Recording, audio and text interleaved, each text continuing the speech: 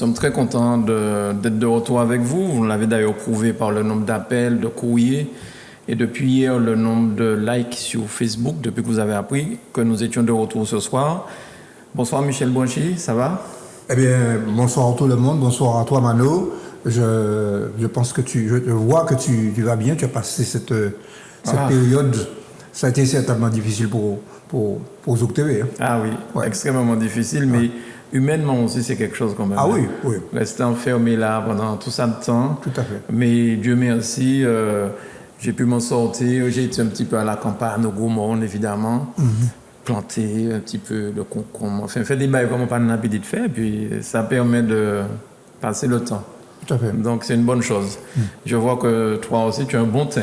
Donc, oui, alors ça m'a obligé à me reposer un peu parce que avec mes multiples activités, je ne serais pas surpris d'apprendre que je faisais certainement un peu de surmenage, tu vois. Mais bon, ça, donc, quoique, pendant la dernière période, notamment en tant qu'élu, on a beaucoup travaillé, mais pas de manière visible, mais en visioconférence. Beaucoup de réunions. Beaucoup de réunions. Et quand même 2 plénières. Alors, on ne va pas perdre les bonnes habitudes. Hein. Donc, on va mettre le journal Justice. Michel est rédacteur en chef de Justice, qu'on va montrer à l'antenne, s'il vous plaît. Voilà, Justice, collectivité locale. L'argent public doit être au service du peuple. Réforme des retraites, voilà. Donc il y a beaucoup de choses à lire et à découvrir dans le journal Justice. 100 ans. 100 ans, oui. Alors, est-ce qu'il y a quelqu'un ici d'autre qui peut dire plus que 100 ans? Parmi les victimes du coronavirus, nous avions prévu un certain nombre de manifestations aux alentours, avant et après le 8 mai, qu'on a été obligé bien sûr de reporter. Bon, donc dans le numéro qui paraît cette semaine, on marque le coup.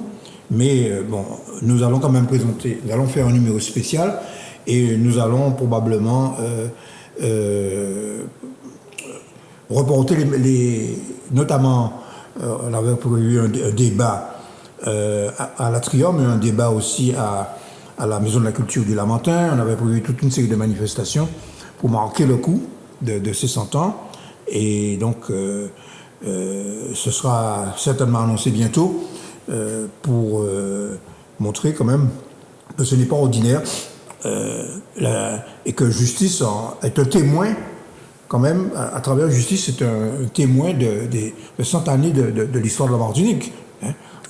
Bien sûr sous le prisme de l'analyse communiste, mais néanmoins, c'est en feuilletant Justice, alors il y a des trous, hein, même aux archives, il y a quelques périodes qui manquent, mais enfin c'est quand même un témoin de cette société, et aussi qui montre, je termine là-dessus, que contrairement à ce qu'on pense, il y avait en Martinique une presse qui datait depuis la fin du XIXe siècle, une presse en Martinique. Il y avait une opinion publique, notamment à l'époque de Saint-Pierre, avec une diversité de courants politiques et de débats, et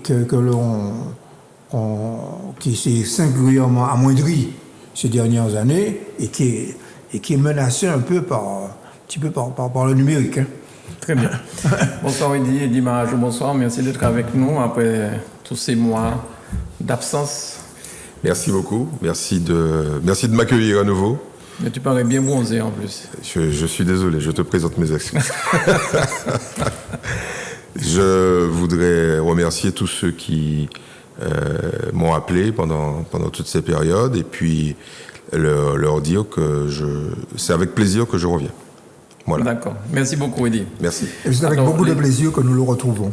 Moi, je le retrouve. Michel n'a eu de cesse de me dire, alors quand est-ce qu'on revient aux choses essentielles, hein?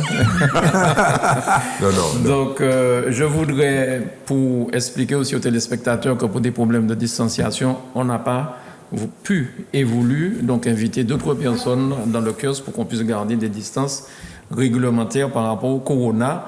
Et un petit bonsoir donc à Daniel Compère et à Serge Tali qui représentait le journal Le Progressiste que nous allons voir à l'antenne, s'il vous plaît.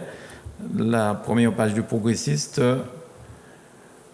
qui tarde à venir, mais enfin bon, en tout cas on a une pensée pour Serge et aussi pour Daniel Compère, les deux derniers rédacteurs en chef donc du Progressiste. Alors le sommaire, il y a tellement de choses à dire que franchement il aurait fallu qu'on passe la nuit là, mais enfin forcément on parlera de la pandémie, et de tout ce que ça a provoqué. Même le premier tour de l'élection municipale, ça a été quand même, semble-t-il, ça a provoqué beaucoup d'abstention. J'ai vu que des maires en France ont dit, même s'ils ont été élus, ils ont demandé à ce que l'élection soit annulée parce qu'on avait envoyé des Français à l'abattoir. Enfin, c'est comme ça que on a appris. Bon, c'était à peu près à cette période-là. Donc ça déjà, donc le corona. Votre avis sur ça? Parce que franchement, bon, il y a évidemment toutes sortes de... Tout le monde a une idée là-dessus. Est-ce que ce sont les Chinois qui ont fait ça volontairement pour pouvoir vaincre l'Amérique qui est plus forte en matière d'armes, mais que là, ils ont fait... Bon, ça, c'est une des thèses. Et puis, il y a peut-être d'autres thèses que vous avez. Bon, ce que je veux dire d'abord, c'est que j'ai beaucoup souffert pendant cette période des approximations Pour ça qu'il y en a eu. Des théories complotistes et conspirationnistes, des approximations scientifiques,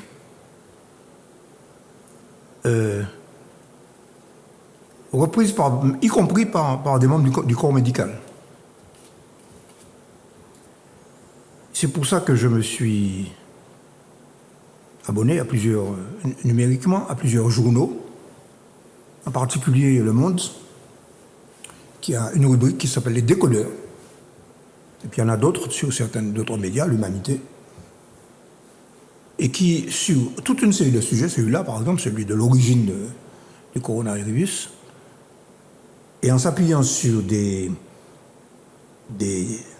études scientifiques, notamment des grandes revues médicales, Science, Nature, grandes revues internationales, essaie de faire le point. Hein? Bon. Alors, sur ce point précis, il n'est pas prouvé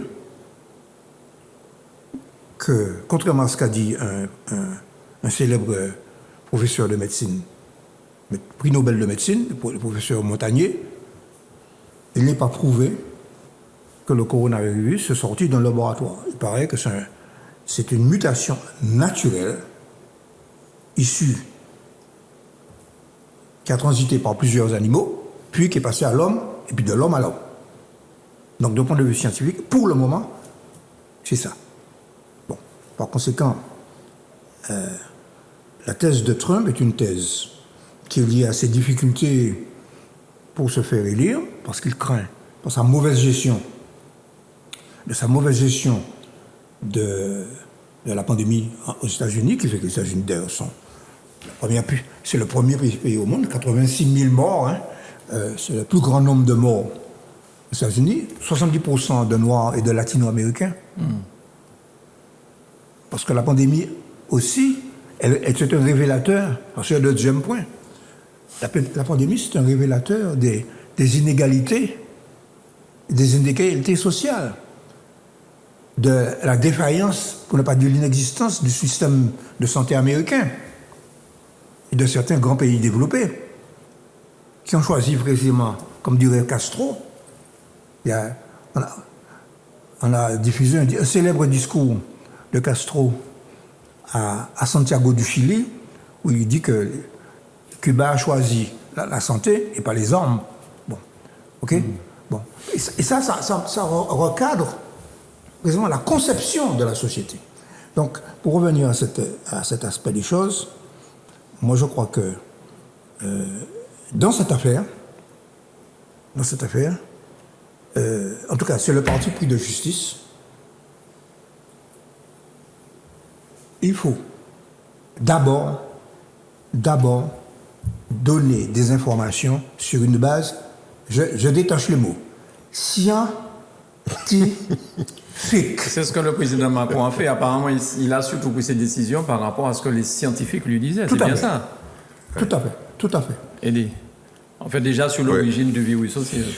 Oui, mais bon, on est dans le folklore, hein. Donc les gens sont assis chez eux, on leur interdit de sortir, il faut bien les occuper. Donc les télévisions... Moi, ma réflexion, elle est identique à celle de Michel, mais je pense que cette crise est quand même révélatrice de quelque chose qu'on dénonce depuis des mois, c'est la toute-puissance des réseaux sociaux. Alors, donc, bon, ma passion pour l'histoire a voulu que j'aille fouiller ce qui s'est passé. Alors, il y a des gens qui nous ont balancé des trucs qui datent de 1700, de 1800. Je dis, bon, allons voir ce qui est plus proche de nous pour voir comment on faisait. Oui. Donc, il y en a deux. La grippe espagnole. Voilà. Alors, il y en a trois au XXe siècle. Il y en a une qui est la grippe espagnole, bon, qui a touché 500 millions de personnes et qui a tué 50 millions de personnes. Donc, coronavirus, c'était une petite plaisanterie par rapport à la grippe espagnole, qui est toujours là. Hein. Oui. Je crois que c'est H5, je ne sais plus quoi. Mais on va Tu retrouver. parles de la grippe espagnole. Oui, je parle du virus de la grippe espagnole, qui n'est pas éteint. Donc, H5N1. ou un truc comme ça. Ouais. Bon, donc, ça peut revenir. On ne sait jamais. Il est quelque part porté soit par un humain, soit sous forme endormie, soit par un animal. Mais ça va revenir un jour. Bon, il vaut mieux pas, parce que celle-là, tu peux intuber tout ce que tu veux, c'est fini. Il y en a une deuxième en 57 qui s'appelle la grippe asiatique. Oui. Celle-là, elle est catastrophique. En 57, en France, elle tue 100 000 personnes en 3 mois. Donc, coronavirus, 27 000 personnes. Par rapport à 100 000, c'est encore une plaisanterie. Et puis il y en a une qui est quand même plus proche de nous, qui est 68-69, qui est la grippe de Hong Kong. Ok ? Celle-là, elle tue en un mois 30 000 personnes en France. Donc on n'a pas le temps d'intuber les gens. Hein. Ils meurent d'hémorragie pulmonaire. Donc ils deviennent tout violets et ils meurent dans 3 jours. Cette grippe, donc, le virus est toujours là. On ne sait pas où il est exactement, mais il est là. Il n'a pas disparu. Alors, cette grippe s'est atténuée. Ça a duré 2 ans.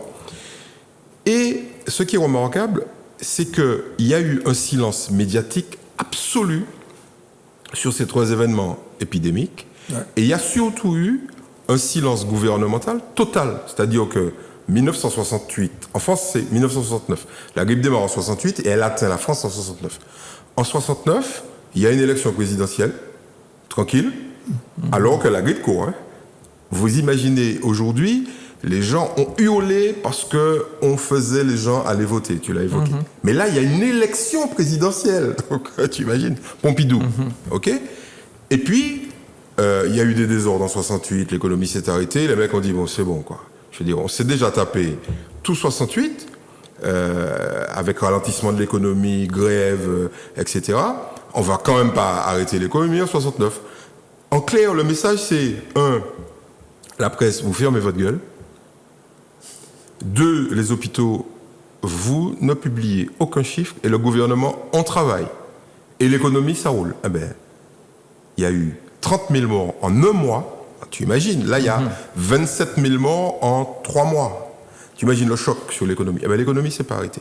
Donc, en clair, je reviens à mon propos initial, la toute-puissance des réseaux sociaux. C'est-à-dire que là, aujourd'hui, tu peux faire ce que tu veux. Tu ne pourras jamais arrêter une information. Parce que, en fait, les émetteurs, c'est nous. Donc, face à ça, face à la montée de la peur, appelons un chat un chat, les gouvernements sont obligés de réagir. Et en fait, ils surréagissent et ils sont obligés de communiquer. Alors, et c'est ça qui est intéressant. Mais le réseau social se fatigue lui-même. Parce que bon, tu fais lundi, Covid, machin, mardi, Covid, machin. La télé dit, ah ouais, le nombre de morts. Alors, je ne sais pas si vous avez remarqué, mais depuis lundi, c'est fini. OK ? Les mecs qui balancent les Covid, ils ne sont plus à la mode. Déconfinement, réseaux sociaux. Tu dis, il y a un certain nombre de morts. Tu fais 0 retweet. Tu dis, oui, on a trouvé notre... on passe à autre chose, monsieur. On est fatigué.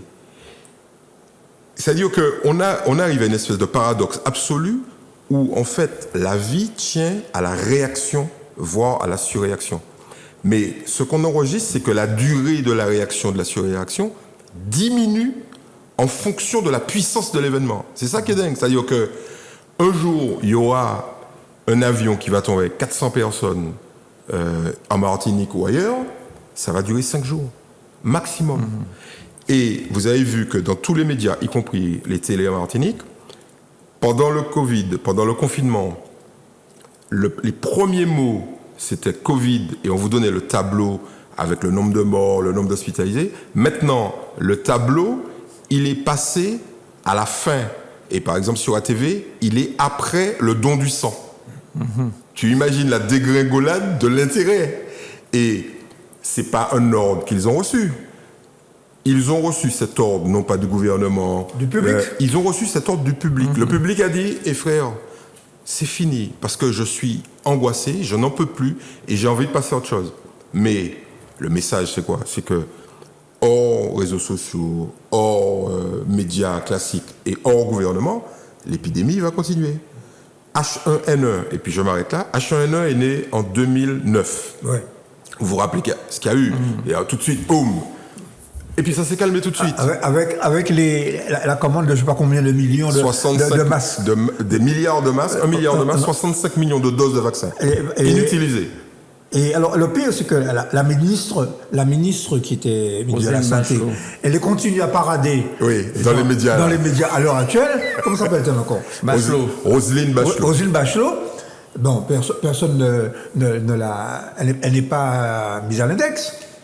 Oui, parce qu'elle dit, mais vous voyez, moi, à l'époque, j'avais commandé 1 milliard de masques, on s'est foutu de moi, parce qu'il y a un député à l'Assemblée qui dit, Madame la ministre, vous avez gaspillé l'argent français. Le mec, aujourd'hui, il se cache. Et Roselyne, chaque fois qu'elle peut, elle dit, vous voyez, monsieur, t'es capable d'aller moins mal. Alors, pour finir sur le H1N1, très clairement, aujourd'hui, personne ne parle du H1N1, la fameuse grippe. OK. Cette grippe tue, chaque année, 10 000 personnes en France, et entre 80 et 150 personnes en Martinique. Je vous rappelle que le Covid a tué officiellement 14 personnes en Martinique, mais que chaque année, la grippe tue entre 80 et 150 personnes. Personne n'en parle. Donc en fait, ce qui est, pour nous qui sommes dans le monde des médias, le principal intérêt, c'est comment la communication crée une épidémie. Ouais. Et c'est ça qui est dingue. Comment la communication crée une épidémie et comment aussi la communication fait pression sur les décideurs. Ouais. Bon, les décideurs sont obligés de tenir compte de cette pression. Je prends un exemple. Je vais faire hurler un certain nombre de personnes. Qu'est-ce qui domine dans les médias depuis 48 heures? Les vacances des Français. Est-ce qu'on va ouvrir les plages? Bon, moi je trouve ça aberrant.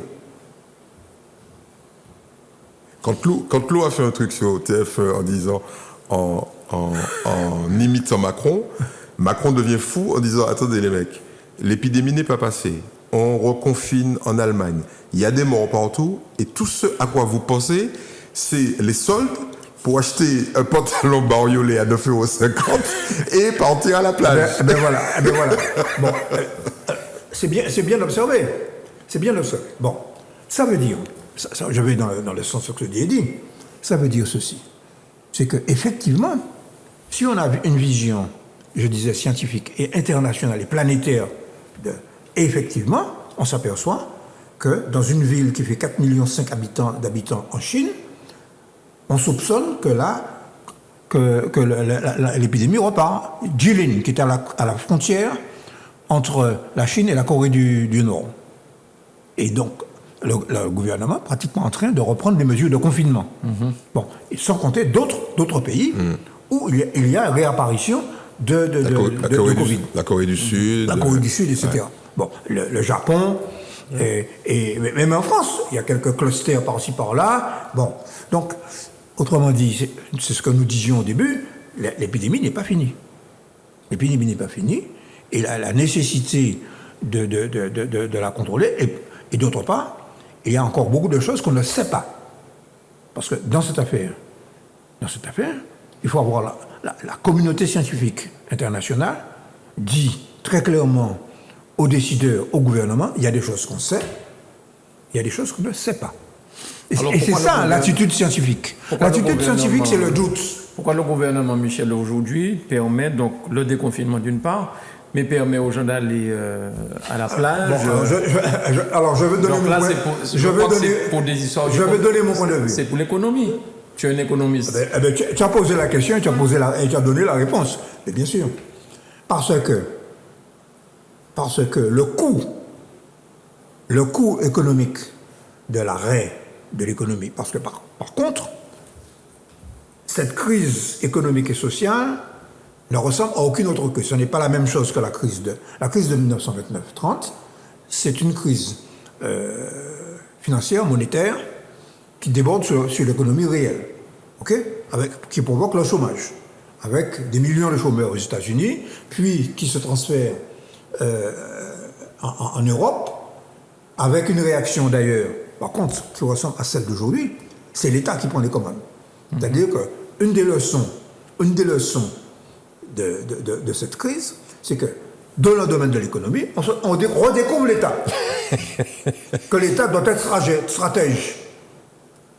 Les mêmes libéraux qui disaient qu'il fallait écarter l'État et que c'est le libre jeu de la concurrence et du marché qui dirige l'économie. Bon. Donc sur ce point, sur cette histoire, tu donnes un bon point à Macron. Je ne donne pas de bon point à Macron. Macron est obligé d'agir en fonction des lobbies. Les lobbies.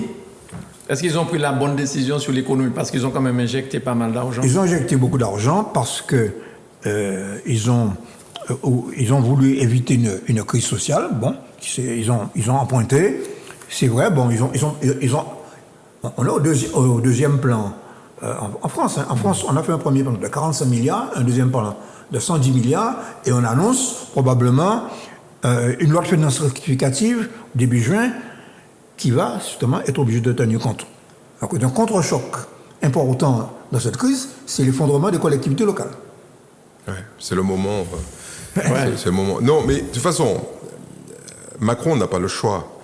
Il y a de fortes chances qu'il bénéficie d'ailleurs finalement d'un satisfecit total, puisque c'est ceux qui gèrent les crises bien. Il y a deux catégories. Il y a des mecs qui pètent un plomb comme Trump, qui sait qu'il va perdre de toute façon, parce que bon là, les mecs ils sont à 28 millions de chômeurs. La semaine dernière, il y a eu 3 millions de chômeurs de plus aux États-Unis. Et puis il y en a qui gèrent parce que ceux qui sont derrière la cloison et les banquiers, les financiers, etc., leur disent bon les mecs, on s'arrête, d'accord, mais pas trop longtemps, parce qu'il y aura plus de morts liées à l'économie, à l'arrêt de l'économie, que de morts liées au Covid. Il faut quand même rappeler un certain nombre de chiffres. En France, chaque année, il y a 600 000 personnes qui meurent. OK ? Pas 25 000. 600 000 personnes. Et il y a 150 000 personnes qui meurent du cancer. Dans les 600 000 ? Ouais. On fait quoi ? Vous avez déjà entendu la presse dire chaque jour de vous donner le nombre de personnes qui meurent du cancer ? Jamais. Jamais. Parce que tu imagines bien que si on commence à dire, ben écoutez, les gens qui meurent sont importants, ben on arrête tout. Il y a 1% de la population, c'est ça, qui grosso modo, qui meurt. En Martinique, c'est 3000 personnes par an. Ok, c'est un peu moins d'1%. Ok, en France, c'est pareil.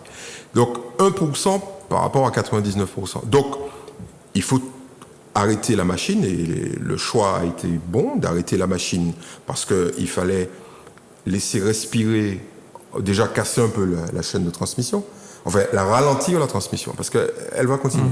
H1N1, ça continue, combien 11 ans plus tard, ça continue. Et puis surtout... Sauf qu'on a trouvé quand même... un vaccin. Oui, mais on va trouver un vaccin pour... c'est difficile, le vaccin sur les Covid, c'est compliqué à trouver, mais bon, ils vont le trouver. Et puis... surtout donner de la respiration, sans jeu de mots, aux hôpitaux pour pouvoir accueillir les malades les plus graves. Bon. Mais ce qui est dramatique, c'est que, effectivement, tu faisais référence à 1929. Ce qui est dramatique, c'est que c'est la première fois tout le monde s'est arrêté en même temps. Donc, en fait, on est au tout début du choc économique provoqué par l'arrêt total, global de la planète. Et c'est pas des transmissions, on va dire, progressives. États-Unis d'abord, et puis après Europe, et puis après le monde entier. En même temps. Ça a donné la guerre de 39-45 quand même, hein, vous vous rappelez. Là, on ne sait pas ce que ça va donner. On ne sait pas ce que ça va donner parce qu'en clair, la machine, en fait, c'est comme des gens qui sont sur une bicyclette. Le monde, c'est ça. Tu es sur une bicyclette, et puis, il faut que tu pédales. Si tu t'arrêtes de pédaler, tu tombes. Donc, on s'est arrêté de pédaler pendant 2 mois. Et tu imagines bien que ça va... Les effets sont au tout début. Nous, on a fait une petite étude rapide dessus. 2009, on avait dit... On a commencé à prendre des chiffres, on avait dit 12 000 licenciements. Il y en a eu 12 000. Là, il y a de fortes chances qu'on passe à 20 000 licenciements. Pour la Martinique, hein. Oui. Pour la Martinique. Ouais, alors, je me suis livré à une petite étude au sein de la CTM, à la demande du président. Président Claude Lise ou président Marie-Jeanne? Alors, du président du conseil exécutif. D'accord, du conseil exécutif. Effectivement, tu as raison. Il y a 2 présidents. D'ailleurs, dans justice, tu as pris des risques. Hein, tu sais ça? Ouais. Tu as pris des risques. Parce que dans justice, il y a l'extrait d'intervention du président de l'Assemblée et l'extrait d'intervention d'Alfred Marie-Jeanne. Tout à fait. Voilà. Donc, Michel respecte cette espèce de dualité. Je vais dire une phrase là-dessus. Nous avons signé un contrat dans un accord politique en janvier 2015 pour la Grande Assemblée. Nous respectons ce contrat jusqu'au terme de la mandature. C'est comme ça que nous considérons que doit fonctionner la morale politique. Ouais. Point. Mais le président l'Islam laisse croire que le contrat, dans l'autre sens... Le président Michel. Oui. Ce que je veux dire, c'est que je comprends le respect de l'engagement, c'est important. Mais le président semble dire que ce n'est pas des 2 côtés que c'est respecté. C'est son interprétation. D'accord. C'est son interprétation. Mais on le reçoit bientôt sur Zouk Télévision. Je pense qu'il va nous expliquer tout ça. C'est bien, puisque c'est... Bon, je ne vais pas apporter d'appréciation sur la manière dont les médias... Bon, nous avons discuté pendant 2 jours, jusqu'à minuit et demi, le 2e jour, de dossiers très importants pour la Martinique. Les médias n'ont retenu que ça. Bon. Non mais ça rejoint l'observation d'Eddie.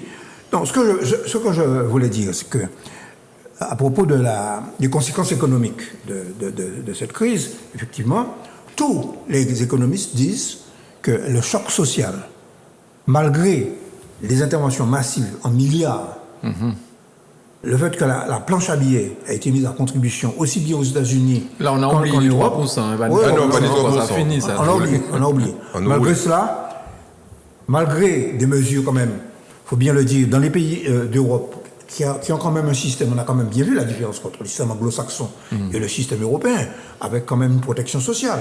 Ah oui, le chômage partiel. Aux États-Unis, il n'y a pas de chômage partiel. Ouais. OK, bon. En Martinique, il y a le chômage partiel. À Barbade, il n'y a pas le chômage partiel. Les fonctionnaires ne sont pas payés. Ouais. À Sainte-Lucie, c'est catastrophique. Bon, c'est une manière aussi de cette manière égocentrée de voir les choses uniquement en Martinique. Martinico-martiniquaise dans cette crise aussi. C'est une des choses qui m'a un peu, je dirais, énervé dans cette affaire. Parce que la crise, elle est mondiale. Oui. Elle est mondiale. Mais bon. Michel, rassure-toi, ils vont finir par s'en apercevoir. Ils vont finir par s'en apercevoir. En tout cas. Mais elle est tellement mondiale que ça a même évacué l'histoire de tous les navires de guerre qui vont vers le Venezuela. Même ça, j'ai parlé de ça. Mais c'est pourquoi, alors, ils ont tenté un coup, comme la baie des cochons. Avec Cuba. T'as abattu mon pièce. Ils ont envoyé des mercenaires commandés par des anciens militaires américains.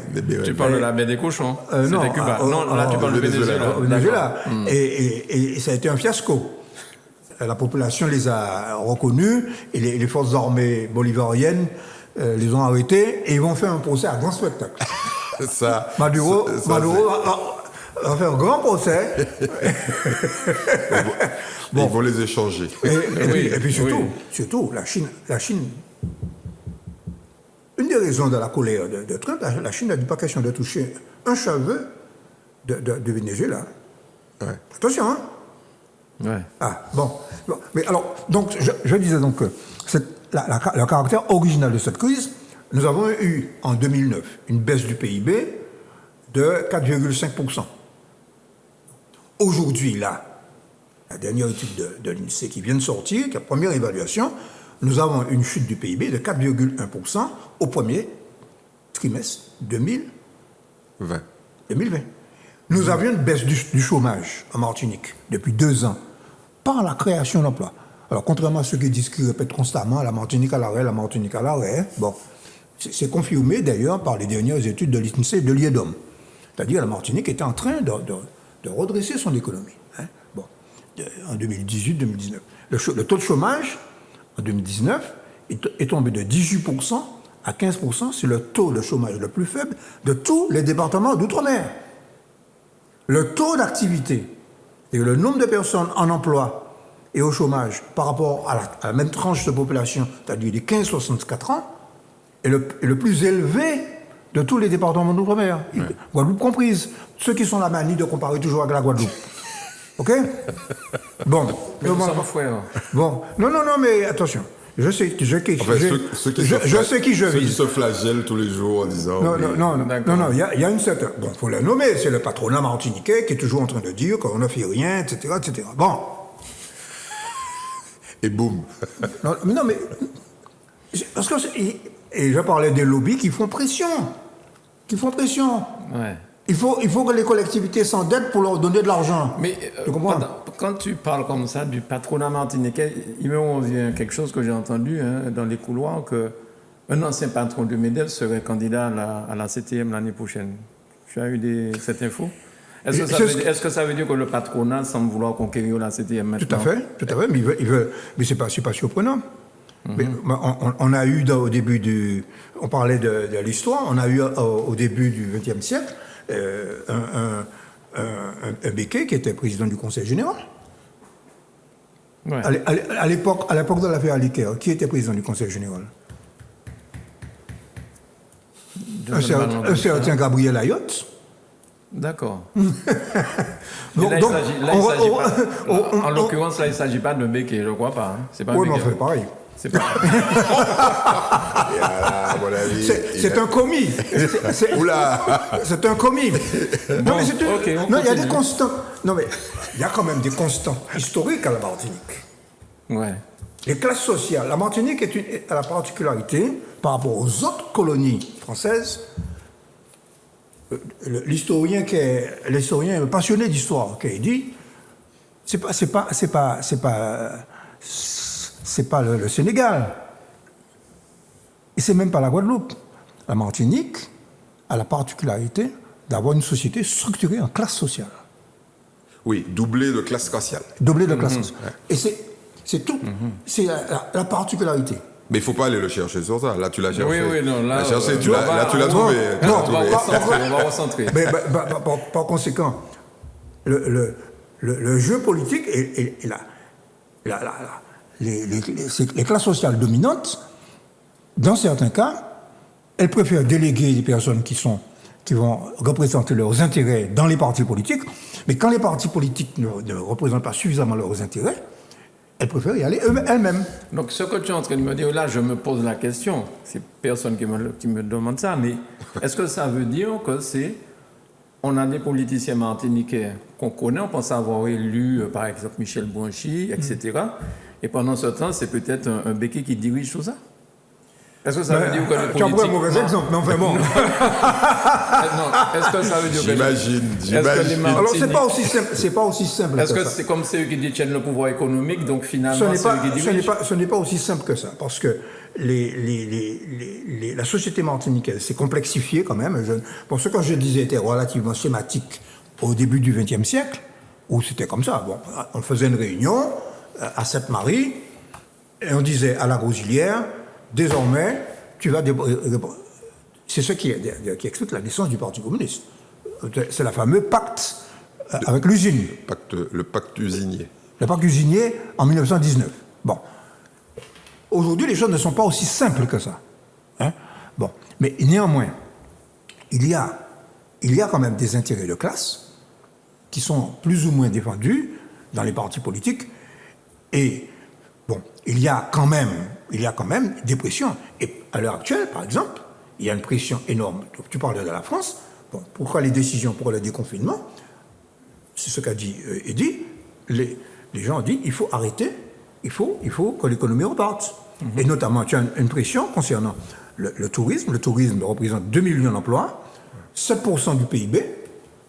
Donc, Mais là, il a ouvert les vannes, là, le maire. Hein? Oui, voilà. Donc, on dit il faut absolument ouvrir le tourisme, il faut desserrer les vannes, et il faut que... Mais, alors, le gouvernement, qu'est-ce qu'il a pris comme décision? Il a pris une décision mitigée, il a même dit, oui, mais pour le moment, les Français vont aller en vacances en France. Et en Outre-mer. Hein?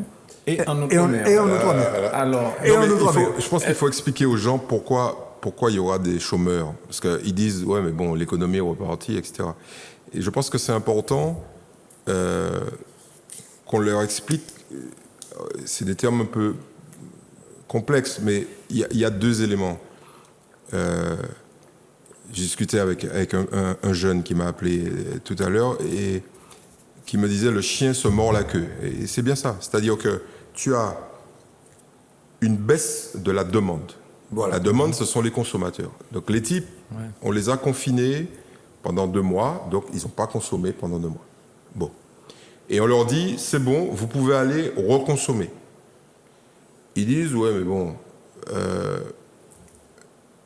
j'ai moins d'argent. Parce que l'économie informelle en Martinique, c'est 25% du PIB, les mecs, ils n'ont pas travaillé. Hein. Alors, donc, ils n'ont pas d'argent, l'économie informelle. C'est-à-dire les jobs, tout ça. Alors, grosso modo, suivant une évaluation que j'ai pu faire, c'est à peu près 37 000 personnes. 37 000 à 47 000 personnes. Tu imagines ce que ça représente. 25% du PIB, c'est 2 milliards d'euros. Hein.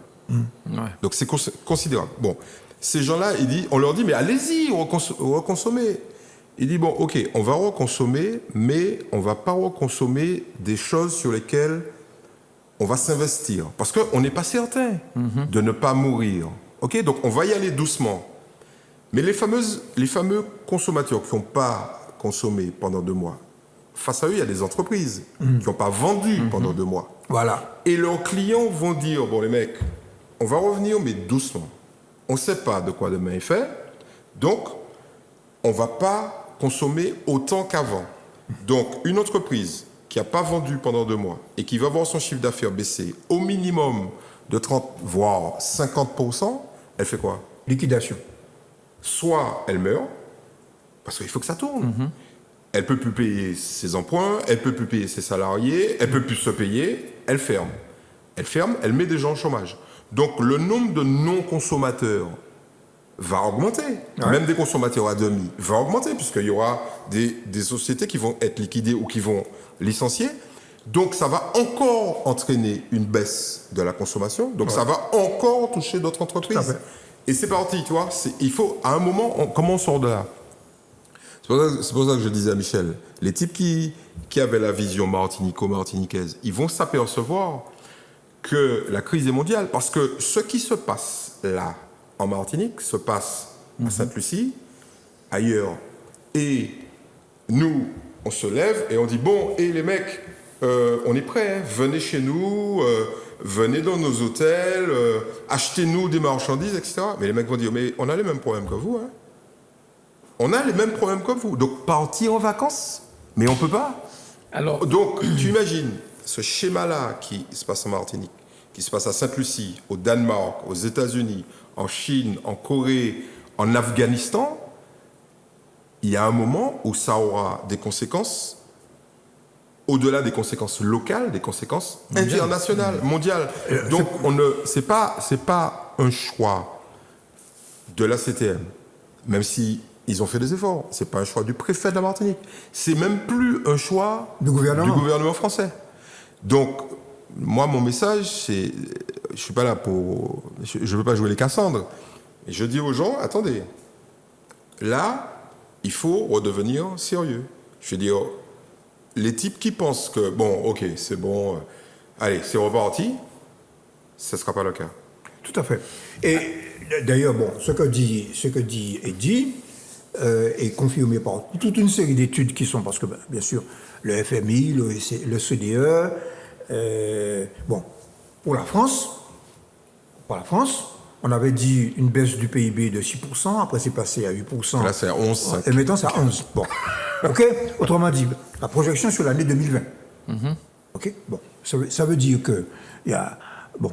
Et on a déjà une explosion du chômage. En mars, simplement, un demi-mois seulement de déconfinement, 266 000 chômeurs de plus en France. Fin avril, ils sont 750 000 de plus. Tu imagines, aux États-Unis, c'est 3 millions de mecs qui sont au chômage la semaine dernière. Aux États-Unis, le taux est passé de 3% de chômeurs. Et Trump disait, alors là, les frères, moi, qu'à gain. À 15%. À 15%. Alors et là, encore, il est sous-évalué. D'après ce que d'après les économistes dits hétérodoxes aux États-Unis, il y a toujours qui ont toujours contesté les statistiques américaines du chômage, te disent que c'est plutôt 20-25%. Okay. C'est-à-dire que dans la rue, aux États-Unis, quand tu vois 4 personnes passer, il y en a une qui est au chômage, il y en a une qui travaille, et il y en a 2 qui sont, les autres, c'est les jeunes et les retraités.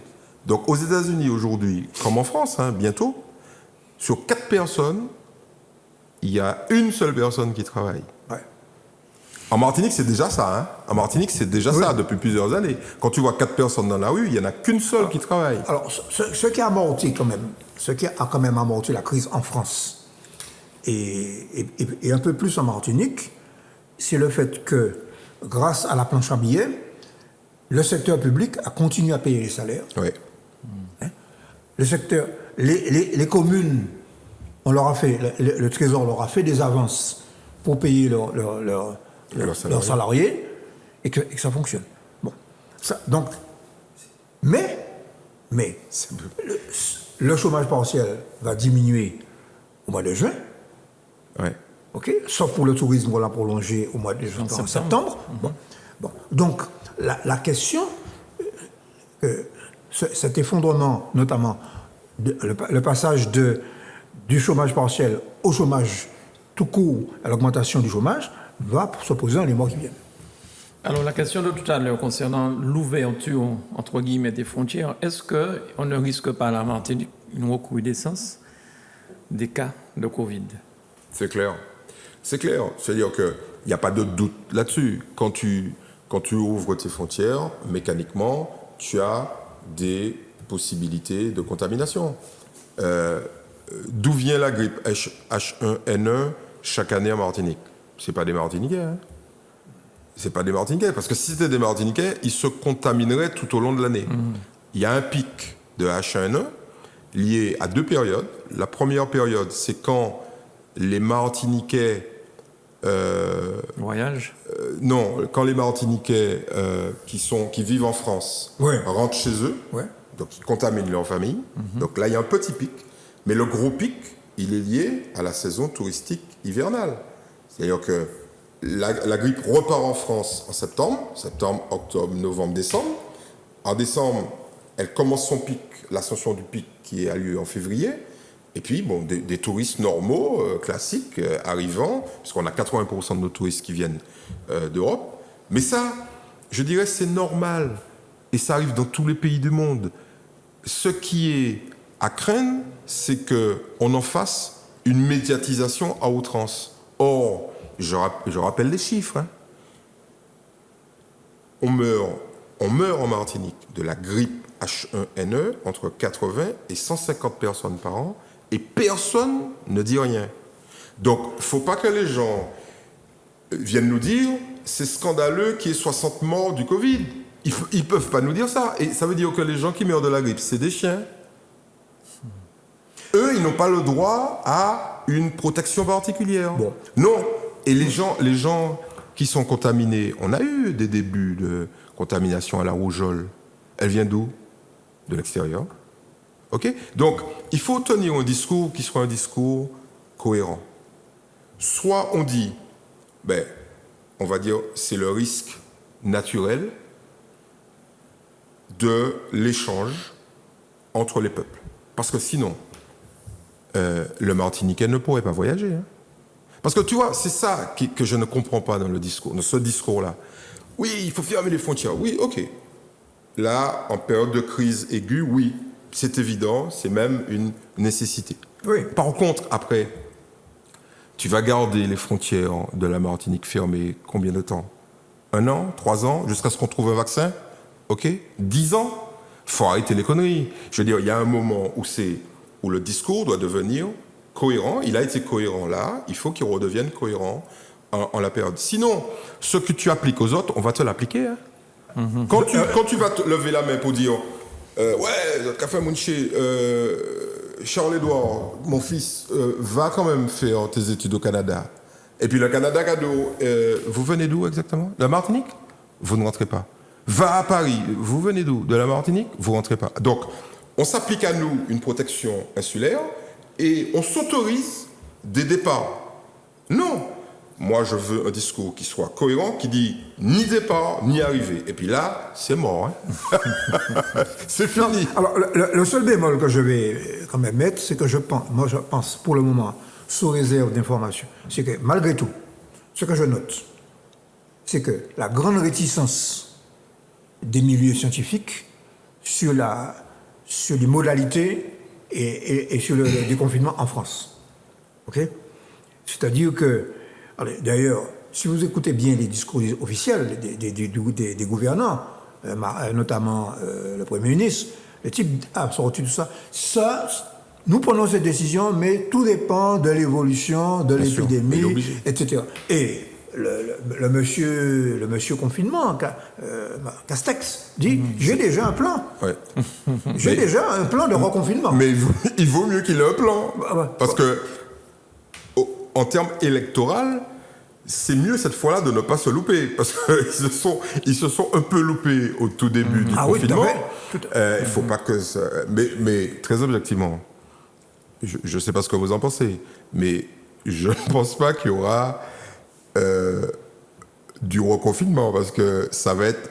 Alors, s'il y a un reconfinement, il est militaire à ce moment-là, parce que je ne crois pas que les gens vont accepter un reconfinement. Il faudrait qu'il y ait 50 000 morts, quoi. Là, les mecs, oui, ils rentrent à la maison rapidement. Mais vous avez vu que les Martiniquais sont très prudents, quand même. Hein. Oui. On est un peuple résilient, mais dans résilience, il y a souffrance. Hein. On sait ce que c'est que la souffrance depuis des lustres. Ouais, donc, nous qu'à sortir, mais nous qu'à sortir, genre... à peu près. Oui. Ne pas précipiter. Moi, je trouve que les gens, quand même, globalement, ont bien respecté les consignes. Tout à fait. Hein? Alors, on passe à un autre souci que nous avons en Martinique, c'est la distribution de l'eau. Parce que... Michel, je veux pas que tu vois ça comme de... Je ne sais pas en train de chercher à faire des grands comptes. Ça lui rappelle une binière. Mais je pense... Pas du tout, je suis... Alors, je suis parfaitement à l'aise là-dessus, puisque au cours de cette plénière, on n'a pas abordé le problème directement de l'eau, on a abordé le problème de Séguinou. Bon, mais indirectement, c'était aussi le problème de l'eau. Oui. Bon, alors... Non, mais ma question, c'est... On a vu ce qui s'est passé au Lamentin à Sainte-Luce, tout ça, le manque d'eau. Et j'ai entendu aussi des experts martiniquais qui disaient que c'est pas la sécheresse qui a provoqué ce manque d'eau. Que la Martinique c'était pas seulement la sécheresse, mais la Martinique n'était pas en état de sécheresse à ce point pour que les gens n'aient pas d'eau. Donc, d'où vient ce problème? Tu as déjà parlé ici même des tuyaux qui laissent passer 40% d'eau. Fais-moi pas ça, moi. C'est quoi ce problème d'eau qu'on a en Martinique? Bon, il y a un truc. Je veux dire, les gens qui disent la sécheresse est à l'origine de la baisse des volumes. Oui, c'est vrai, mais la sécheresse ne peut pas expliquer le fait qu'un pays où il pleut autant, on a je ne voudrais pas me tromper, mais on a des centaines de milliards de mètres cubes qui tombent sur cette île. OK? Avec la pluie, simplement. Comment un pays comme ça peut avoir des problématiques d'eau, alors que des pays qui n'ont pas d'eau, qui n'ont pas de rivière, qui sont secs toute l'année, ont de l'eau? OK? Saint-Martin n'a pas de problème de coupure d'eau. Saint-Barthélemy n'a pas de problème de coupure d'eau. Les mecs, ils ont dit, on n'a pas de rivière. La pluie pas qu'à tomber parce que nous pas ni suffisamment monde. Donc, nous avons un nuage là qui passe dans la tête nous, il pas qu'à jamais tomber. Ben, c'est normal. On y a un monde qui a fait 100 mètres de haut, il peut y tomber. Les nuages ne s'accrochent pas sur la tour Lumina, hein. OK? C'est trop haut. Bon. Ils ont dit, bon, on va régler le problème. On va mettre des usines de dessalement d'eau. D'accord? Bon. Et ils ont réglé le problème. Bon. Nous, on va quand même pas se taper une usine de dessalement d'eau, que ça coûte cher, et puis ils n'ont pas beaucoup d'habitants, donc c'est possible. Nous, on a quand même 400 000 mecs, et puis ça tire 160 litres par jour, ça tire. Bon. La problématique de l'eau, elle est extrêmement simple. Hein. Ouais. On l'a déjà expliqué ici. C'est d'abord un problème de pouvoir politique. Exactement. OK? C'est pas un problème de... Face à l'absence de décision politique forte, les bons exemples, c'est quoi? C'est décision politique forte en matière de transport. Voilà. Bon, c'est fini, les mecs, c'est bon. La corruption, les machins, on en a déjà parlé ici. Nous, quand tu fais ça, nous, quand mettre en bagaille, en seule bagaille, puis nous, quand rouler. Mais il n'y a pas que ça, hein.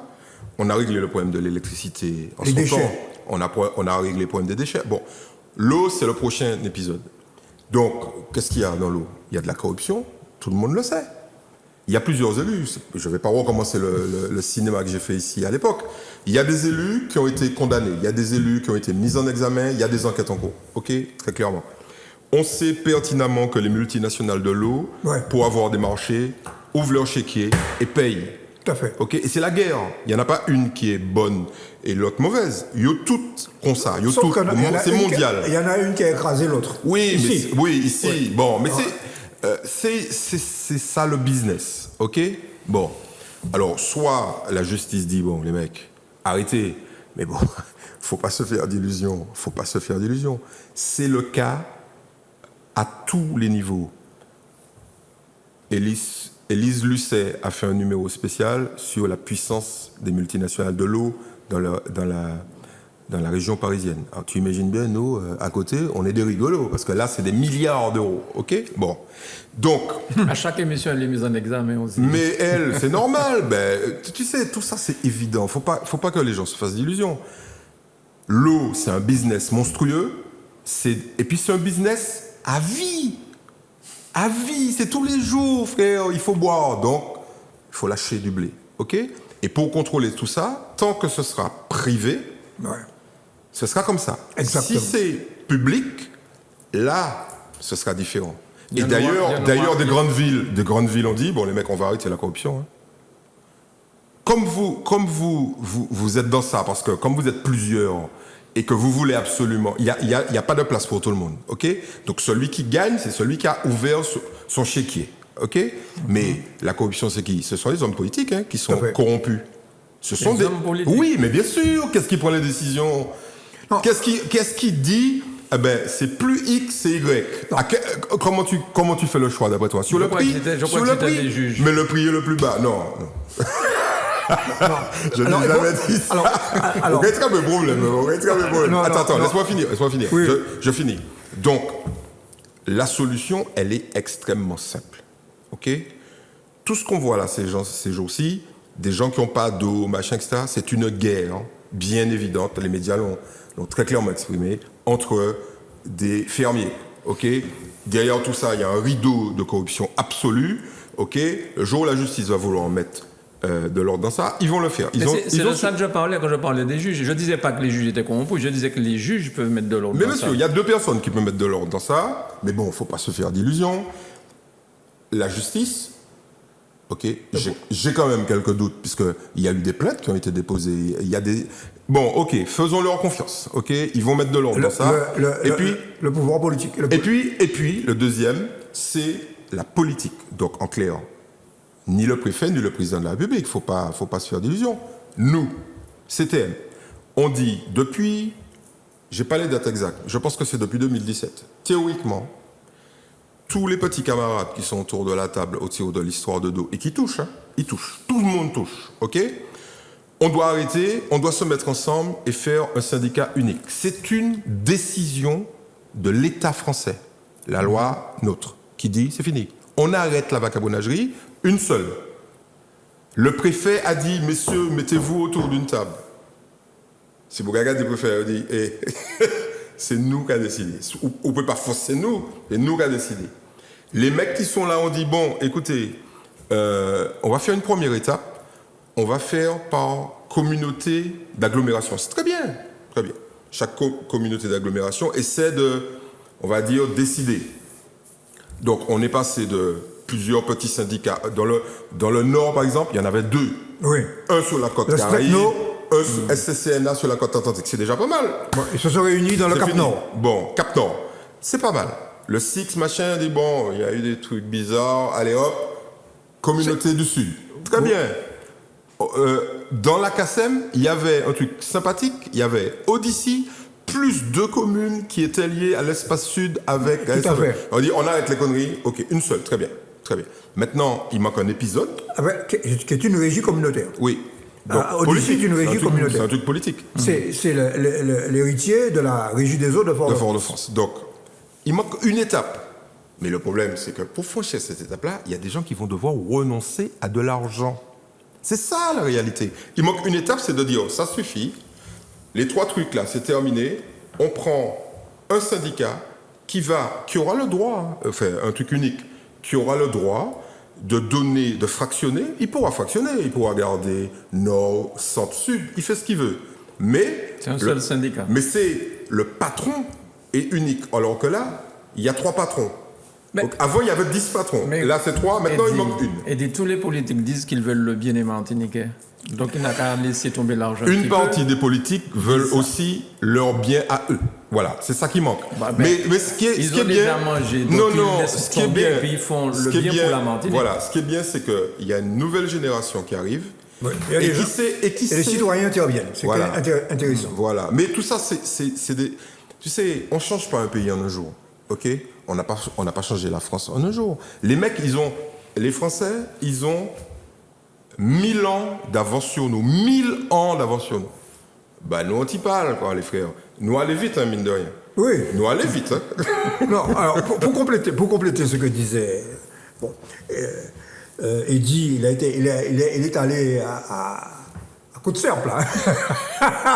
Je vais encore avoir des problèmes, mais c'est la vérité. Non, mais c'est aussi une question... C'est une question de corruption, probablement. Parce qu'on a des indices, il y a des mises en examen, des choses comme ça. Mais c'est aussi... Bon, je peux... Prends des risques. Allez, vas-y, Michel, prends des risques. Je dis simplement que je suis un ancien de la direction de la concurrence de la consommation. Ah. Ouais. Bon. Autrement dit, je sais. Bien que, tout en étant retraité, je suis toujours astreint à l'obligation de réserve. Mais n'empêche que je peux faire état de ce qui existe. L'autorité de la concurrence, en 2002-2003, je vous invite à aller sur Google, a dit que la Société martiniquaise des eaux, ainsi que d'autres sociétés, étaient en situation d'abus de position dominante. Abus de position dominante, c'est-à-dire, la position dominante n'est pas interdite en droit français, en droit de la concurrence. Ce qui est interdit, c'est le fait d'abuser par des prix, et aussi les investissements réalisés pour la réparation des réseaux. Bon, qu'est-ce que nous publions dans Justice, là? Nous voyons, il y a un indice. L'indice linéaire de perte, ILP, traduit la perte dans les réseaux en mètres cubes d'eau par jour et par kilomètre de canalisation. Alors, en France, c'est 4,5 mètres cubes par jour et par kilomètre. En Martinique, c'est 10 mètres cubes 87 par jour. Le double. À l'intérieur de la Martinique, Cap Nord, c'est 7,36 mètres cubes.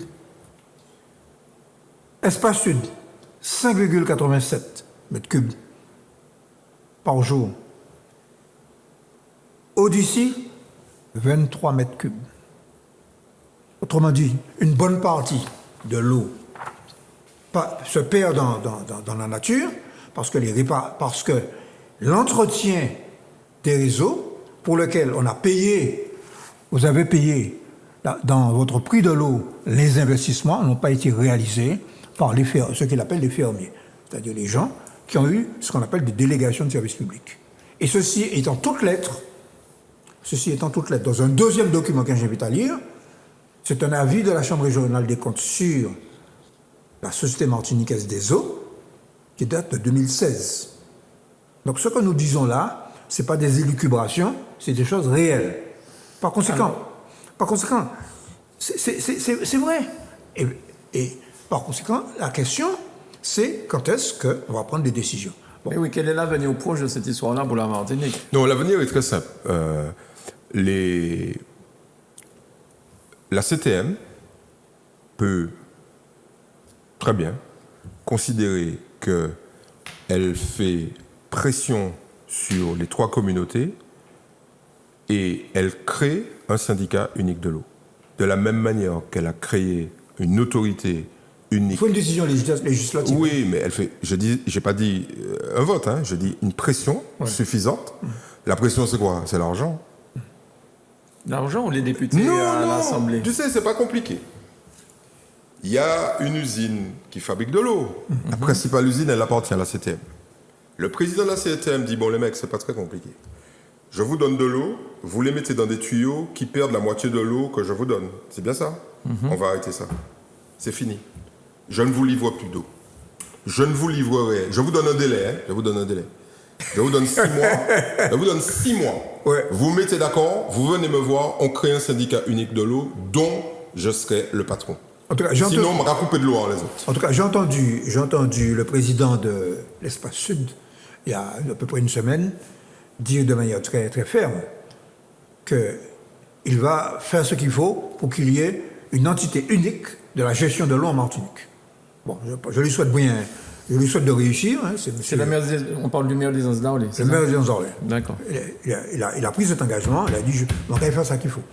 Oui, mais encore faut-il qu'il soit encore président de l'Espace Sud. Il y a des élections à venir. Mais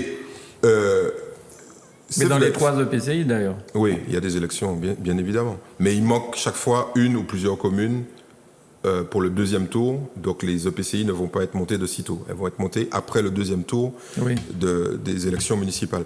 Mais il y a un autre acteur qui peut faire que les choses aillent très très vite. Hein. C'est le Premier ministre. Hein. Le Premier ministre peut très bien prendre un décret de constitution d'un syndicat unique de l'eau et retirer toute forme d'autorité aux EPCI. Tout à fait. Il peut dire c'est fini, messieurs, c'est terminé. Donc là, il y a un syndicat, je vous donne 1 semaine pour élire le président, ok, mettre les statuts en place.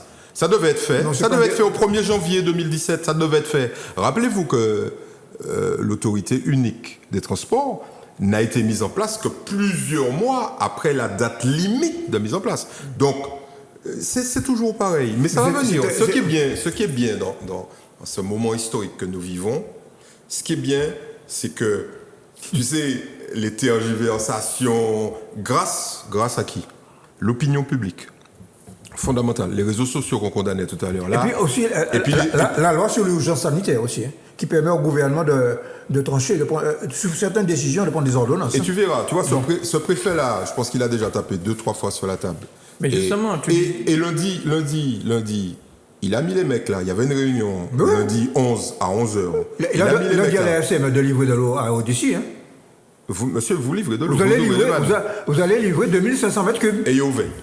Donc, non, il faut pas livrer. Il y a 1900 mètres cubes. Oui, mais quel livré? De toute façon, il est livré. Mais tu disais que les gars ont dit oui, mais vous pouvez faire pas ni l'autre pour nous. Donc, si le Premier ministre dit ça aussi... Non, ça c'était à l'époque. Ah bon, c'était à l'époque, en 2017.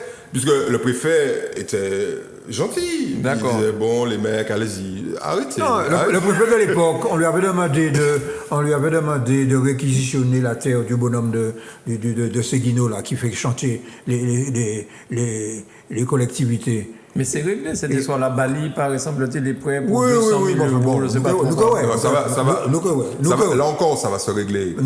C'est très bien. En tout cas, il n'a pas fait la réquisition qui était demandée, mais celui-là va la faire. Hein. Non, mais c'est clair. Ce problème-là va être réglé. Si ce type-là continue à faire ce chantage-là, parce que j'ai la terre, donc vous allez cracher. Non. Mais j'ai pu comprendre qu'il est d'accord. Non, mais c'est fini, c'est fini. Bon, Il a envoyé. Non, mais il a envoyé. Il a envoyé. Ça, c'est Welto, ça. Non, à mon avis, on n'a pas intérêt à soulever cette affaire-là parce qu'il y a encore des gens qui vont nous attaquer, hurler. Non. Non, ce qu'il faut dire ici, parce que j'ai écouté l'émission avec Florent Grabin. Bon. Deuxième émission, tu avais déjà fait la première. Oui, je l'avais interrogé. Bon. J'ai vu qu'il y a une dame qui a appelé et qu'il a un peu taquiné sur ses ressources. Je lui avais posé la question dans l'émission. C'est l'une des premières questions que je lui ai posées. Et il a dit oui, bien évidemment, je suis financé par des gens. Ben oui. Mais c'est normal. Il y a. Ah bon? Mais c'est normal d'abord. Attends, laisse-moi finir ma phrase. Une association écologique qui est financée. Non, j'ai dit des gens. Je n'ai pas dit qui. J'ai dit des gens. Non, mais attends, reprends l'interview. Reprends l'interview, elle est sur YouTube et il répond à la. Là, il n'a pas répondu, mais il avait déjà répondu à la question. C'est pas ça l'essentiel. L'essentiel, c'est de dire cette histoire aurait déjà pu être réglée en 2011. En 2011. En 2011. En 2011. 800, là, c'est ça? Oui, en 2011, elle aurait pu être réglée. Tout à fait. Et autour de M. Bali, il y avait un certain nombre de gens qui avaient tout intérêt à ce que M. Bali dise non. Ouais. Donc, ce soir, je vais dénoncer ces gens-là, ok? Je ne vais pas nommer leur nom, ils se reconnaîtront. Oui. C'est des gens qui... Ah, Michel, et pourquoi tu disais les noms? Ah non, mais Michel... Attends, laisse-moi finir. Il y a des gens qui sont des agents immobiliers qui spéculent sur la terre. Mais bien sûr, écoute... Qui spéculent sur la terre. Il y a des gens qui sont... Monsieur Bali, c'est quelqu'un qui est relativement âgé. Je ne pense pas que ça soit quelqu'un de mauvaise foi. Je ne pense pas. Autour de lui, par contre, il y avait des gens qui pensaient tirer bénéfice d'une spéculation, entre guillemets, il a dit chantage, et c'était ça, pour tirer le maximum de deniers publics et puis prendre une partie et se barrer. Et ces gens-là tournent encore autour. Ce sont des vrais parasites, ces gens-là. Donc, ce dossier, en évacuant les parasites, parce que c'est un de ces parasites qui a fait échouer la négociation de 2011, donc il faut dire ça, il faut que les gens le sachent. Et effectivement, les hommes politiques ne sont pas responsables de ça. Il y a toujours la part du gain. C'est fini, terminé. Au revoir, messieurs, terminé, vous ne toucherez pas un rond de ça. Donc, maintenant, des hommes politiques sensés vont se retrouver face à quelqu'un qui est devenu, en l'absence des parasites, raisonnable, et l'histoire va se régler. OK ? Mais ça... Pour le bien des Martiniquais. Mais bien évidemment. Mais c'est pas ça qui va faire en sorte qu'il y ait des coupés au dos. Qu'il n'y ait pas de coupés au dos. On a dit le problème. Alors, ce qui est apparu intéressant dans ce débat de la dernière plénière, c'est que la source des difficultés n'était pas seulement Sanguino. Parce que le personnage que tu as cité tout à l'heure a essayé pendant un mois, 2 mois, à faire croire que c'était Sanguino qui était la cause du problème. Bon. Ouais. Bon. Non, c'est pas vrai. Donc, d'accord, donc espérons que ça va être réglé. En fait, en clair, Mano, il faut que les gens comprennent quelque chose. Quand les gens se ramènent dans les médias pour défendre des causes, il faut toujours se poser la question de savoir pour qui ils roulent. OK ? Par contre, quand des citoyens se mettent en danger, eux, des citoyens, des gens qui n'ont rien à défendre que leur propre... Ils payent des avocats pour faire un collectif. Voilà. Ces gens-là, on peut leur prêter une oreille favorable. Mais il ne faut pas se faire d'illusions. Parfois, tu as des mouvements citoyens qui sont eux-mêmes financés par des intérêts privés. Il ne faut pas se faire d'illusions. Tu prends. Bien. Alors, très rapidement, Macron qui esquisse un mea culpa sur la réforme de l'hôpital... Vous y croyez, vous lui donnez un satisfecit, c'est bien. Il a raison de reconnaître qu'ils se sont plantés. Parce que les présidents de la République, généralement, ils ne veulent jamais reconnaître quoi que ce soit. Hein. Oh, non, mais là, Chirac, quand même. Par exemple, Chirac a dit, je me suis planté sur les essais nucléaires. Ouais. Il l'a dit. Première décision en tant que président de la République. Connerie monumentale. Non, alors, néanmoins. Je pense que c'est l'évidence, c'est l'évidence de la situation qui a obligé Macron à reconnaître cela.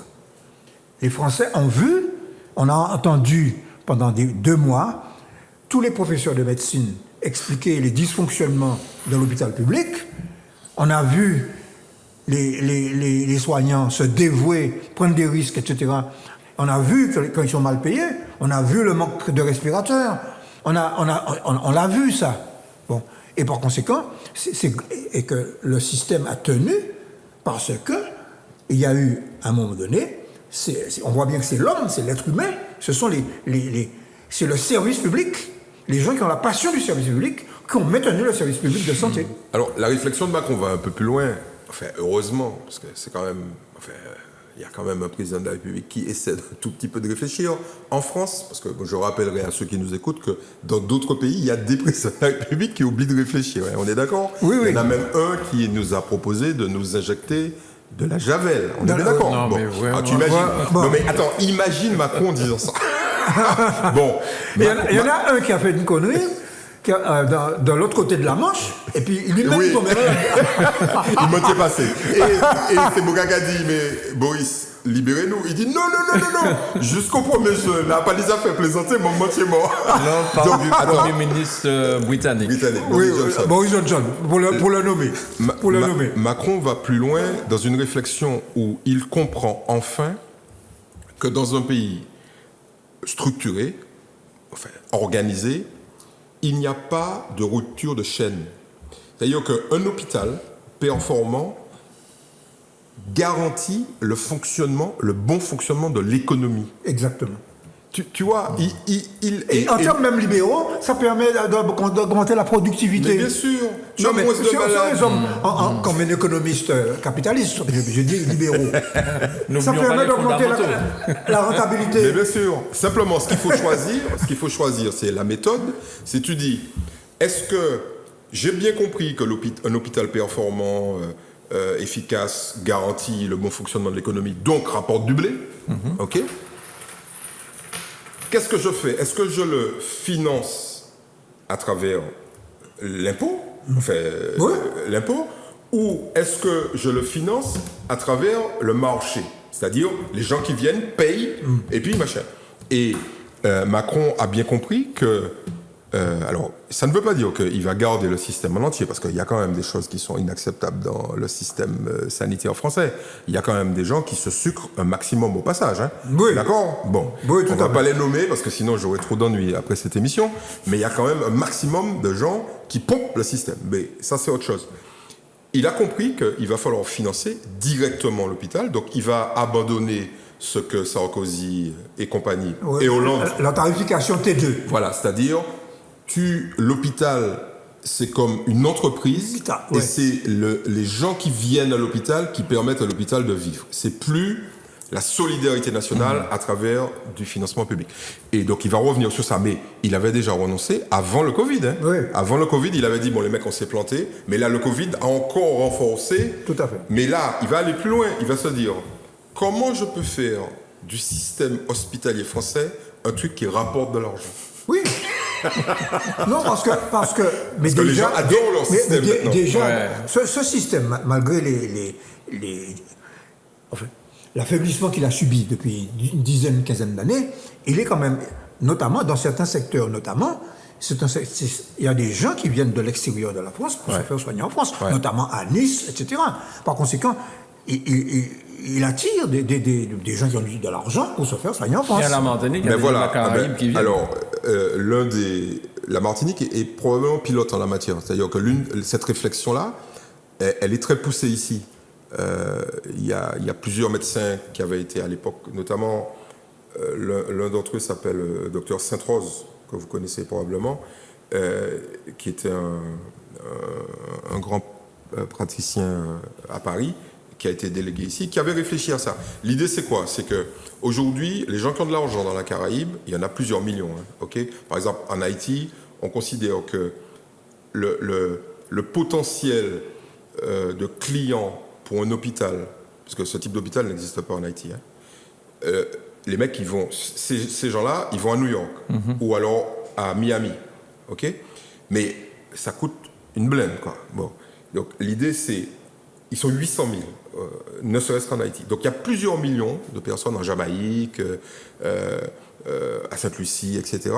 Et l'idée, c'est de dire, bon, on offre à ces gens-là, donc tu imagines, ils sont 2 ou 3 fois plus nombreux que la clientèle locale. On leur offre un hôpital ultra sophistiqué, ok, qui bénéficie évidemment aux Martiniquais, mais qui sont beaucoup moins nombreux, et ils viennent ici, au lieu d'aller dépenser, par exemple, j'avais fait une étude là-dessus, sur une appendicite à Miami, c'est $40,000. Et tu payes d'avance. Okay? Un accouchement, c'est $25,000. Okay? Donc, tu imagines bien que si on dit à la ménard, bon les mecs, il y a un mec qui va venir, il va vous donner, au lieu de vous donner $40,000, il va vous donner $20,000. Et il est super content, parce que ici, il est à l'aise, il est en France, il y a de la sécurité, il ne sera peut-être pas victime d'une arnaque à Miami, parce que évidemment les cliniques se battent, donc tu imagines. C'est un marché colossal. Et ils sont en train de réfléchir à ça en se disant, bon, ça devrait sauver en partie les finances d'un hôpital public sophistiqué. Et Macron réfléchit à ça énormément. Il ne reste pas beaucoup de temps. Je voudrais vous demander, le préfet, enfin bon, c'est un revers quand même pour le préfet. Le tribunal administratif a demandé le retrait du couvre-feu. Mais est-ce que c'est un vrai revers dans la mesure où la Guadeloupe avait déjà enlevé le couvre-feu? Est-ce qu'ils n'ont pas simplement suivi ce que la Guadeloupe a décidé? Non, mais le préfet avait déjà laissé Parce entendre... le préfet n'a même pas envoyé d'avocat pour défendre la cause. Hein. Non. Oui, enfin, d'après ce que j'ai compris, le préfet avait déjà envisagé de lever ce couvre-feu. Il faut dire la vérité. Un certain nombre de maires en Martinique, le préfet voulait enlever le couvre-feu. Et puis il y a un certain nombre de maires en Martinique qui ont dit « Hé, frère, Tchébeï, parce que ça va permettre nous de calmer là. » C'est ça la vérité. C'est que des maires ont insisté pour... parce qu'il n'y a aucune légitimité au couvre-feu. Donc en Guadeloupe, alors le préfet de la Guadeloupe, chaque fois qu'il peut, il tire dans les pattes du préfet de la Martinique. Vous avez remarqué ça? Le préfet de la Martinique dit un truc, le préfet de la Guadeloupe dit le contraire. Donc, en Guadeloupe, il est surnommé le gouverneur. Et puis, bon, en Guadeloupe, c'est difficile parce que face à lui, il a quand même des mecs assez solides, hein, notamment des syndicalistes dont je ne nommerai pas le nom dans la radio. Mais ici, le préfet était, à mon avis, favorable dès le départ à un retrait du couvre-feu. Bien. Bon. Ok. Oui. Non, ce que je veux surtout observer dans cette affaire, c'est que le préfet a quand même consulté dans le fameux COPIL. Il a quand même, qui réunissait le préfet sur la question de la gestion de la crise sanitaire, il avait les élus, les EPCI, etc. Il a essayé quand même d'avoir un consensus d'élus autour de lui. Et quand il a confié la gestion de l'ouverture des plages aux élus, ils ont vu le retrait. Mais pas que ce sont les élus qui ont... Mais tu vois ce que je viens de te dire. Pour le couvre-feu, ni des mecs qui... Parce que les types, il faut quand même qu'ils aient du courage. Il faut assumer. Tu dis publiquement que tu es pour le couvre-feu. Non, c'est le préfet qui a décidé. Le problème, c'est que la gestion de cette crise, c'est un peu ce que quelqu'un dit, c'est la ligne de crête entre deux exigences. L'exigence de santé publique et l'exigence économique. Bon, quand on a donné...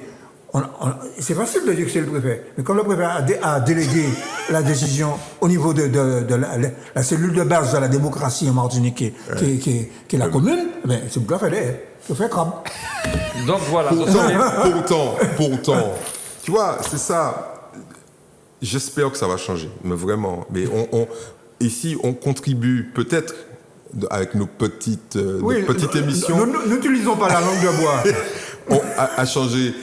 Et pourtant, les maires ont dit à Macron, ouais mais bon, là on va piéger nous, là, on va dire nous ouvrir plage là, et puis c'est nous qui sommes responsables en cas d'épidémie. Macron dit, bon les frères, on a fait le Parlement voter en loi, comme quoi c'est pas eux qui sont responsables. La loi a été votée, la loi est passée. Les maires écoles aussi. Mais oui, les maires ne sont pas responsables. Malgré ça, ils ont dit bon, vous comprenez. Donc si vous ne pouvez pas aller manger des crabes à Pentecôte sur vos plages, vous savez qui a pris la décision finalement. Non mais c'est intéressant de le faire savoir. Jusqu'à 11h, ça va, hein. Quoi, 11h? Les plages. Mais on n'a pas le droit d'y aller. Ah non, il a pris la décision aujourd'hui. Hein. Ah, aujourd'hui? Il me semble, hein, on m'a dit que le préfet a décidé qu'on peut aller à la plage jusqu'à 11h le matin. D'accord. Mais En tout cas, c'est ce qu'il a proposé, en tout cas, au maire. D'accord. Ouais. Bon. Il a On verra. proposé au maire, mais les maires n'ont pas encore pris les décisions. Et puis, il y a une autre décision à prendre. C'est la liberté de navigation, Oui. on va dire, à proximité. Parce qu'ils ont peur que les types, tu connais tes compatriotes. Ils disent, c'est bon, liberté de navigation, on va battre, on va descendre Sainte-Lucie. Et puis, il y a battu en monde. Et il y a pas 100 km. Mais non, 3 km. Donc, il battu en monde, on va amener un monde ici, et puis si monde contaminé, c'est reparti pour un truc. Donc, moi, mon conseil, c'est allons-y doucement. Ah ouais. Allons-y Ok. doucement. Tout à fait. Alors, on ne peut pas terminer cette émission sans dire quand même un mot de la démission fracassante de Concono au PPM. C'est une sénatrice, c'est quelqu'un qu'on connaît bien à la Martinique. Qu'est-ce que vous pensez de cette démission, de tout ce bruit et voilà quoi. Et aussi de Serge Tali d'ailleurs, un peu, puisque bon. Enfin, moi, ma position, elle est... Comme je sais que vous êtes des mecs francs, je vous pose la question, sinon, si c'était langue de bois, je ne demande pas. Non, je pense que dans tous les partis politiques, à un moment ou à un autre, c'est arrivé... D'ailleurs, c'est arrivé au Parti communiste, c'est arrivé au PPM, c'est arrivé au MIM, très Ben récemment. oui. Avec une différence quand même. Hein. Oui, non mais bon, au Parti communiste, c'est pas tout à fait pareil. Mais bon, Continue. le terme savant, c'est parité. C'est mon gars qui a parti. Mais bon, c'est pas ça qui est important. Ce qui est important, c'est qu'il y a des leaders politiques majeurs dans ce pays. Voilà, comme dans tous les pays du monde. Et au bout d'un moment, il y a des différences qui sont des différences. Alors on dit c'est des différences de personnes, c'est pas vrai. Il y a des différences de positionnement, de stratégie, et on met tout ça sous un vocable qui arrange tout le monde, c'est des différences idéologiques. Non. Ok. Et puis il y a des gens qui pensent que c'est des malcrabes à vivre. Bon, il y a des problèmes d'ego, tout ça. Moi, j'y crois pas trop. Ok. Parce qu'il peut y avoir des réconciliations, il peut y avoir des alliances, etc. Bon, il est tout à fait normal qu'au bout d'un moment, quelqu'un qui ne se sente pas bien dans un parti puisse partir. C'est pas ça l'essentiel. L'essentiel, c'est est-ce que un homme ou une femme politique existe via exclusivement la sève de son parti ou peut exister tout seul. Okay? C'est ça la question. Et pourquoi? Ben pour quelque chose de très simple, pour continuer à servir. Parce qu'un homme politique, c'est ça quand même. Hein? A priori, c'est pas un chanteur, c'est pas un artiste. Ah, les chanteurs ont plus de problèmes que les politiques. Okay? Quand Un même. homme politique, c'est quelqu'un qui est dans des assemblées, avec un pouvoir politique réel ou fin, c'est pas grave, sert les habitants de son pays. Donc voilà, c'est ça la décision. Moi, je n'ai pas de commentaire particulier. Moi, je pose la question de savoir, est-ce que Catherine Cocon va pouvoir continuer à servir? Alors là, oui, parce qu'elle est sénatrice, donc elle peut servir son pays à travers ses actions au Sénat. Mais elle est sénatrice pour le moment, mais peut-être qu'elle va remettre son mandat si elle quitte le parti, non? Non, certainement pas. C'est pas une tradition. C'est pas une tradition française. C'est pas une tradition française. Bien qu'elle doive ce mandat à son parti, quand même. Mais justement, c'est pour ça que Non, non, mais elle n'existe pas en France. Mais c'est ça qui serait la morale politique, précisément. Donc tu l'encourages à le faire? Non, moi je ne me mêle pas de cette question. Ce que je note, moi, simplement, c'est que tu as cité le MIM comme tu as cité le PPM. Tout le monde. Non. Le Parti communiste, c'était différent. Les démissions au Parti communiste, les difficultés qu'ont eu le Parti communiste, c'était sur des critères politiques et idéologiques. Oui, mais c'est ce que je viens de dire. Oui. Bon, mais en par parlant contre, là, je ne distingue pas pour le moment, j'ai des petites intuitions, mais je ne distingue pas ce qui sépare la sénatrice Concon qui est partie du PPM de son parti, sur le plan idéologique et politique. Moi, je ne vois pas, par exemple, sur l'article 74, ce qui les distingue. Sur la question de ne pas faire l'autonomie, je ne vois pas ce qui les distingue. Je ne vois pas ce qui les distingue sur la question de la politique économique. Elle est libérale, elle est pour la concurrence, elle est pour l'Europe, et pour la concurrence et non faussée. Je ne vois pas. Alors tout à l'heure, là, tu disais, est-ce qu'on peut vivre en dehors du parti? C'est d'ailleurs en quittant le Parti communiste que Pierre Samo a pu faire ce qu'il a fait au Lamentin, je crois, non? Il a quitté le Parti communiste pour aller à Bâtir, pour créer Bâtir. Oui. Mais alors, Pierre Samo n'a pas quitté le Parti communiste sur des différents idéologiques. Là, c'est un peu un cas à comprendre. C'est qu'il s'est servi du Parti communiste pour devenir maire. D'accord. Et il s'est débarrassé du Parti communiste parce qu'on lui a fait croire qu'il allait devenir le leader de la Martinique. La suite a prouvé que ce n'était pas vrai. Bon. C'est la similitude que tu fais entre les deux affaires. Il avait autour de lui une camarilla d'intellectuels qui lui ont gonflé le mou. Et je ne vais pas les nommer. Ils sont toujours en activité. On lui a dit, tu as l'étoffe d'être un leader martiniquais. Bon, je ne crois pas qu'il y ait de similitude avec Catherine Cocon. Je ne suis pas d'accord. Mais ce qui va être intéressant là, parce qu'on est quand même là pour un peu chroniquer la vie politique. C'est qu'est-ce qui va se passer voilà, pour les territoriales. Voilà, ça va être extrêmement intéressant. Et moi, je pense qu'il y a de fortes chances que la nature a horreur du vide. On est bien d'accord. Et qu'il y a de fortes chances que Catherine Cocon soit une des prétendantes à une candidature à la CTM. Alors, c'est là qu'on revient des malcrabes, pas peut être dans le même toit. Des mal crocodiles, pas peut être dans le même marigot. C'est ça. Alors, dernière question, parce que dernière question, est-ce que ça va servir, est-ce que ça va gêner le PPM, sa démission, ou au contraire, ça va permettre au PPM de souffler? Est-ce que Cocon, quelque part, ne pompait pas le PPM à son propre profit? Non, je ne crois pas qu'il y ait ce genre de choses. Je pense que, très clairement... à profit financier, je parle de la politique. Profit électoraux, oui. Non, je ne crois pas. Non, je pense qu'on a là une espèce de moment qui s'est concrétisé là, mais qui aurait pu déjà, à de multiples reprises, se passer. Hein. Donc c'est pas conjoncturel. D'accord. Tu vois ce que je veux dire? C'est plus structurel. C'est quelque chose qui est là depuis plusieurs années, on va dire ça comme ça. Et il y a eu autour de la Serge Letchimy quand même beaucoup de départs, hein, de Quadra ou de Quinca.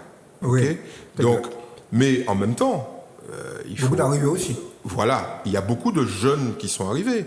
Et il y en a une là qui est Madame Vertal Loriot, qui est quelqu'un de très, très dynamique. Donc, en fait, je ne suis pas sûr qu'il y ait un affaiblissement, parce qu'il y a un renouvellement évident, mais il y a une nouvelle donne politique qui rend les prochains rendez-vous électoraux très intéressants. Macron cherche, alors ça c'est une opinion personnelle, Macron cherche un leader en Martinique, et la proximité de Catherine Cocon avec Justin Pofil, avec Rafa, le fait que Catherine Cocon et Ralph Monplaisir s'entendent plutôt bien, en fait, me laisse penser que Macron ne serait pas désintéressé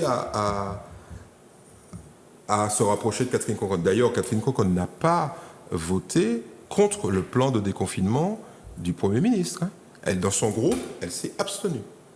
Donc, il faut être très attentif à tout ça. Il y a des choses à venir. La nature a horreur du vide. Oui, une fois de plus. Tout à fait. Une fois de plus. Le macronisme. Le macronisme. Donc, ça revient à ce que je disais. Idéologiquement parlant, cette sénatrice est sur une ligne néolibérale. Bon. Très bien. En tout cas, merci beaucoup. Il est responsable de ces Non, elle est sur... Idéologiquement, idéologiquement, elle est sur une ligne néolibérale avec un petit vernis nationaliste. Bon, très bien. Alors, merci à tous les deux. Il gagne pas les bons. Merci Il gagne pas les bons. Pour cette reprise avec des sujets ô combien importants. Ce sera chaud. Donc, merci beaucoup, Michel. Merci, Eddy. Merci. Merci à vous chez vous de nous avoir suivis. Merci à Grégory, à François. Et peut-être aussi merci à Yannick. Et puis, franchement, Content d'avoir pris cette émission parce qu'on apprend plein de choses. On ne peut rien cacher, pas faire rien devant Andy et puis devant Michel, sinon on sera sur le kiosque la semaine d'après.